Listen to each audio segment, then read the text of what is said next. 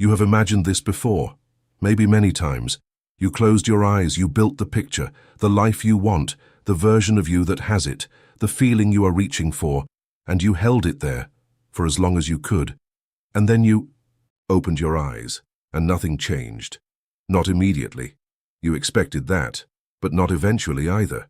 Not in the way you hoped, not with the consistency you were told it would come. And so you tried again. Longer this time, more detailed, more focused, and still the same silence, the same gap between what you pictured and what showed up. So you started to wonder, am I doing this wrong? Is there something missing? Why does this work for some people and not for me? These are the right questions, but most people never find the right answers because they keep looking in the wrong place.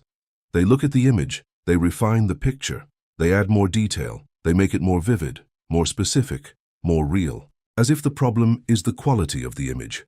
But the image is not the problem, and that is what we are going to explore today. Not technique, not a new method, not a better way to visualize, but the truth beneath all of it, the real reason. Your imagination has not been producing what you expect it to. Because here is what most people fundamentally misunderstand about imagination. They think imagination is a visual exercise. They think it is about seeing, about constructing a mental picture with enough detail and clarity that the mind accepts it as real.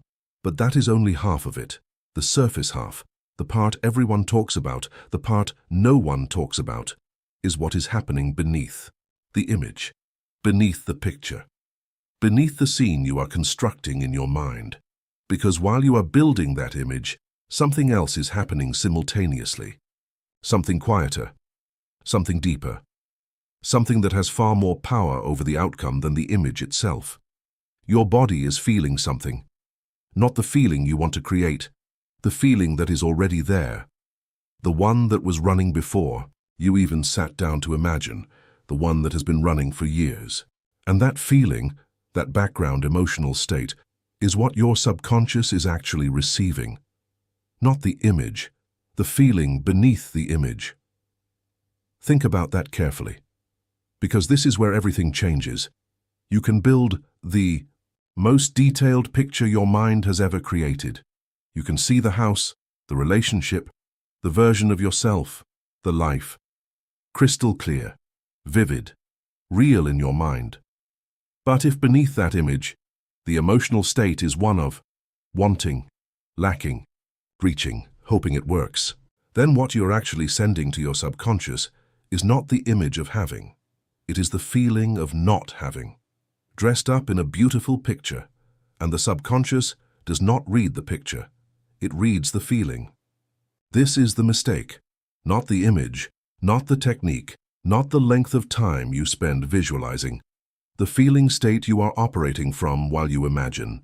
Because imagination without the right emotional state is just daydreaming. It is pleasant. It might even feel productive. But it is not reaching the layer of the mind that actually creates change. The subconscious mind does not speak the language of images. It speaks the language of feeling, of emotion, of what is repeated often enough and felt deeply enough to be accepted as reality. And most people, most of the time, are imagining from the wrong emotional place. They are imagining from lack, from the awareness of absence, from the gap between where they are and where they want to be. And so the image, however beautiful, arrives at the subconscious carrying the energy of that gap, carrying the weight of wanting, carrying the signal of, this is not yet mine. And the subconscious receives that signal faithfully and reflects it back. More wanting, more absence, more gap. Not because it is working against you, but because it is working perfectly. It is doing exactly what it is designed to do. Amplifying and reflecting whatever feeling is most consistently present. And until you understand this deeply, not just intellectually, but in the way your body understands things, you will keep refining the image while the feeling beneath it stays exactly the same, and nothing will shift. Not permanently. So the first thing that needs to change is not the image, it is the starting point, the emotional ground you are standing on before you ever close your eyes. Because imagination is not a technique you perform. It is a state you enter. And there is a profound difference between those two things. When you treat imagination as a technique, you approach it from the outside. You do the steps, you follow the method, you build the picture, and you wait for results. When you enter imagination as a state, something different happens entirely. You are not constructing a picture of something you want. You are inhabiting the feeling of something that already is. That shift from constructing to inhabiting is everything. And most people have never experienced it. Not really. Because they have always approached imagination from a position of wanting, of reaching, of trying to make something happen. And trying, by its very nature, implies that it hasn't happened yet. It implies distance. It implies effort required. It implies a gap that needs to be crossed. And that implication, that subtle energetic signal, is what the subconscious picks up. Not your intention, not your goal. The feeling of trying, the feeling of distance, the feeling of not yet. And so the cycle continues. You imagine, you try, you wait, nothing comes. You imagine harder, you try more, you wait longer, and still the gap remains, because you are not imagining from the place where the thing already exists. You are imagining from the place where it doesn't. And that single distinction is the difference between imagination that transforms and imagination that simply passes the time. This is not about positivity. This is not about forcing yourself to feel good when you don't. This is not about pretending. This is about understanding the actual mechanics of how imagination reaches the subconscious, and why, without the right emotional foundation, the image alone will never be enough. Because the image is the vehicle, but the feeling is the fuel, and you have been building very detailed vehicles with no fuel inside them. So now you see it. The image was never the issue. You were never bad at imagining. You were never doing the technique wrong. You were simply imagining from the wrong place, from the outside of the thing instead of the inside of it, from the wanting of it instead of the having of it. And now the question becomes, how do you change that? How do you shift from imagining as someone who wants to imagining as someone who has? Because this is where most people hit the next wall. They understand the concept. They nod at it. They say, yes, I need to feel it. I need to be in the state. I need to imagine from the inside. And then they sit down to do it. And the old feeling rushes back in. The doubt, the distance, the quiet background awareness that none of this is real yet. And they don't know what to do with that. Because understanding the principle is one thing. Actually entering the state is something completely different.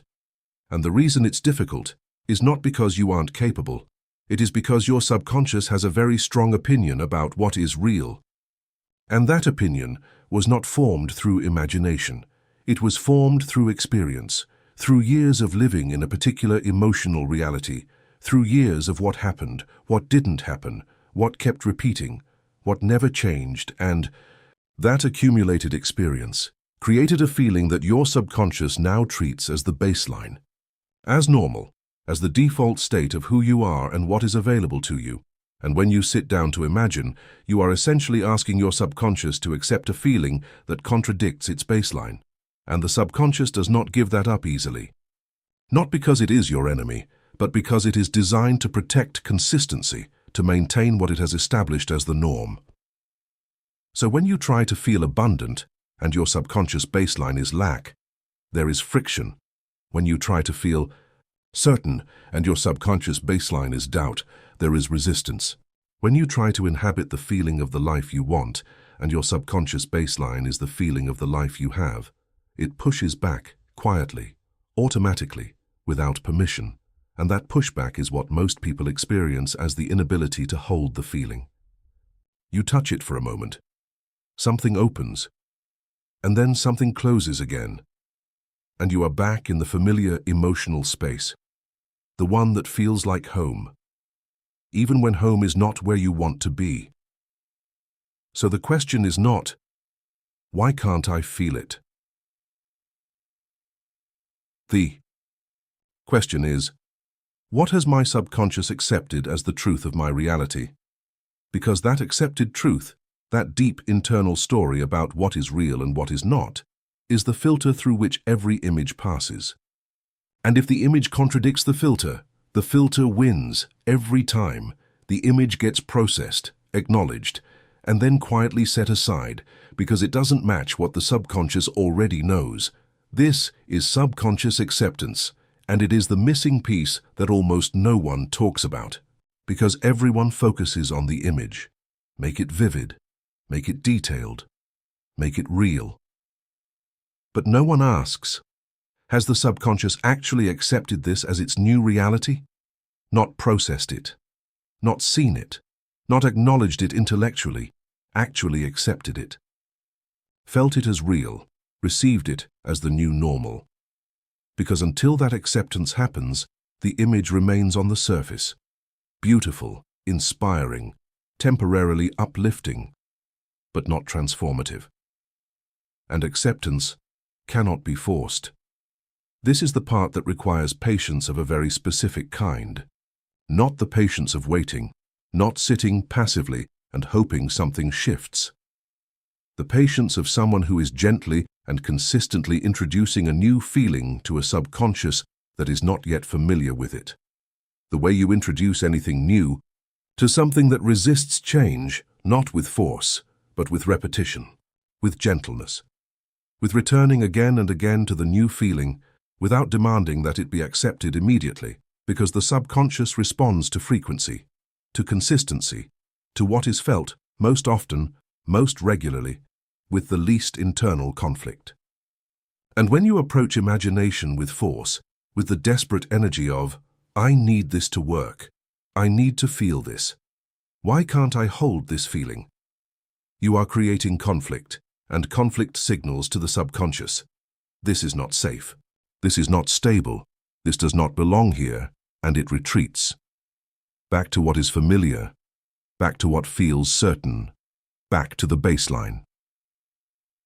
So the approach has to change, not more effort, less, not more intensity, more softness. Imagination, real imagination. The kind that reaches the subconscious is not an act of force. It is an act of allowance. You are not trying to make something happen.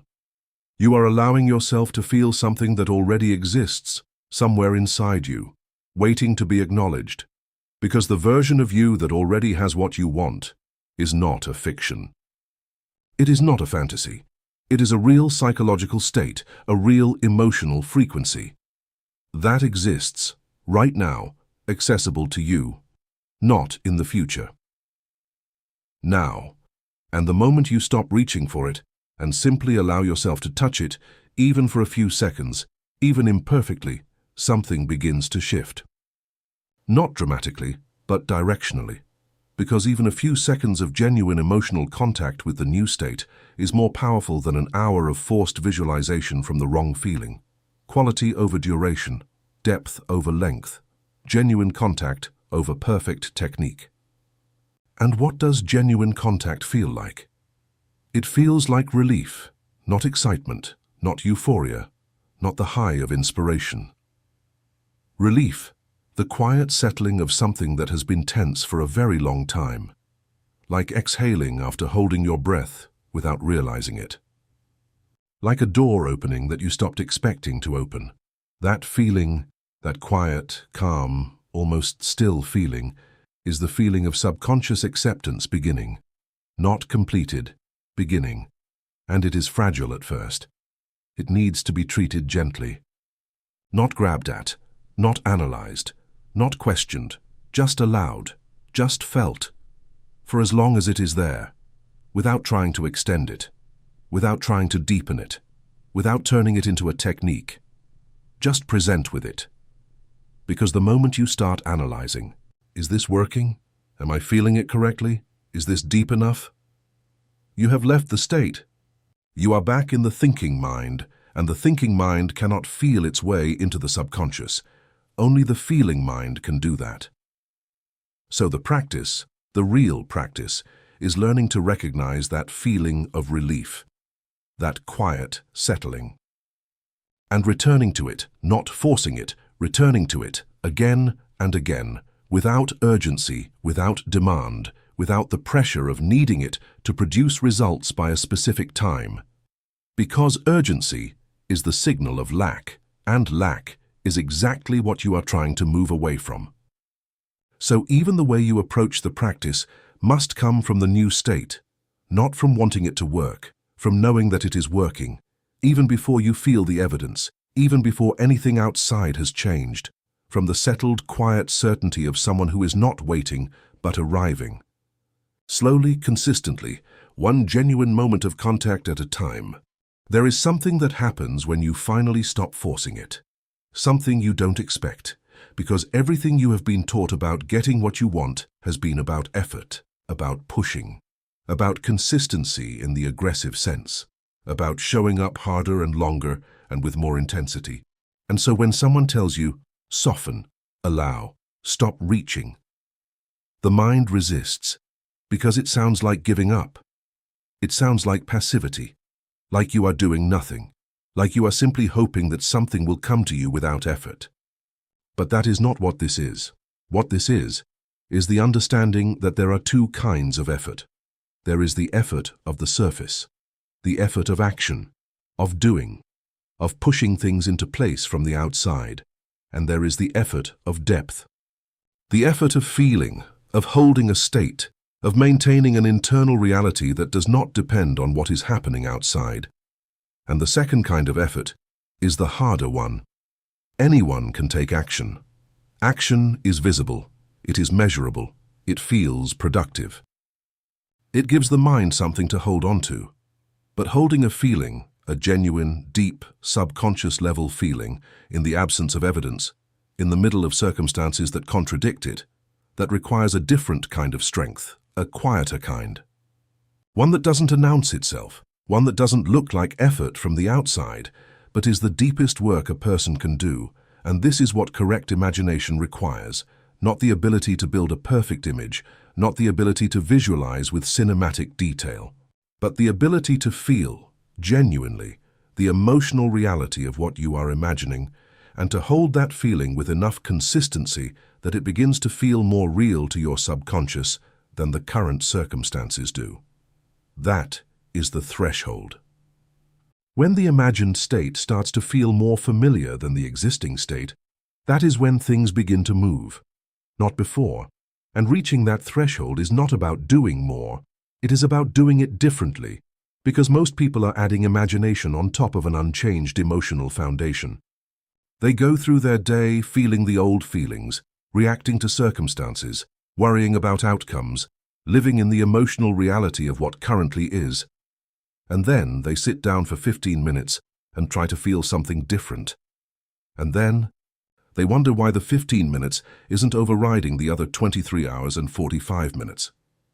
The subconscious is not impressed by duration alone, it is impressed by dominance, by what is felt most, by what is the primary emotional experience of a given day, and if the primary emotional experience is still rooted in the old state, 15 minutes of imagination is not enough to shift the foundation.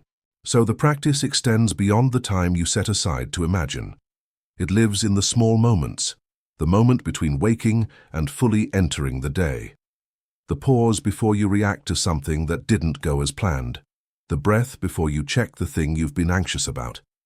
These are the moments where the real work happens. Not in the formal practice, in the cracks of ordinary life.